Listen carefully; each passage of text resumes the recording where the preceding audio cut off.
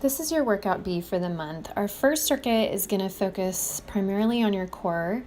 We're going to begin in a tall plank position. So stack your shoulders directly over your hands and press your heels back and see if you can lift up into a really nice tall plank. Make sure that you're inhaling through your nose, exhaling through your mouth. We're going to hold for about 5 full deep breaths. Really press your heels back, keep your shoulders packed, glutes tight. From there, we'll set down into our hands and knees position. Let's lift opposites and find a very neutral spine where your spine is not arched. Maintaining that neutral spine, let's slowly and carefully lift opposites up, down, just barely touching down to the floor, and then we'll switch sides after 10. Next, we'll find bridges and hamstring curls on the ball. So place your heels up on the ball. Make sure that your legs are lined up straight, knees pointed straight forward, toes pointing straight.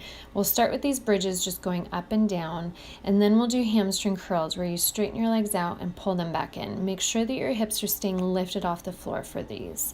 And that's your first circuit. Your second circuit is going to include some dumbbells. So let's start by sitting on the ball and rolling yourself forward and positioning your dumbbell into your armpit. Lift your hips up so you're almost on an imaginary bench. We're going to push the dumbbell straight over the midline of your chest and then lower it back into your armpit.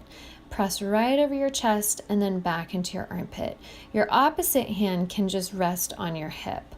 Go ahead and keep your hips high and lower to the armpit and press straight back up over the midline of your body. After these single arm chest presses, we're going to stand up and practice a reverse lunge with an added balance challenge.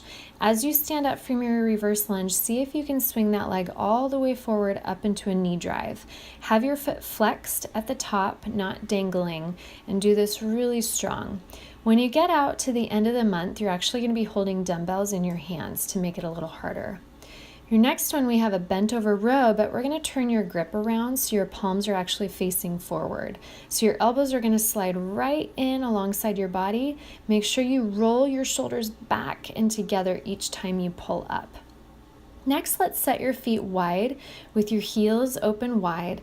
If you're hinging to the left hip, have the dumbbell in your right hand and see how deep you can go. See if you can lower that dumbbell down to the inside of that working foot. Keep your knees open wide, your opposite leg out straight. We're going to finish up with burpees, and we can do these however method works best for you. This is the traditional burpee where you jump out, jump in, and then jump up. We can take out that upward jump if you need to, so you just pop down and then stand up. Or we can modify all the way down where you crouch down, step one foot back, step it in, and stand back up. So lots of variations there for you. Good job, strong mama.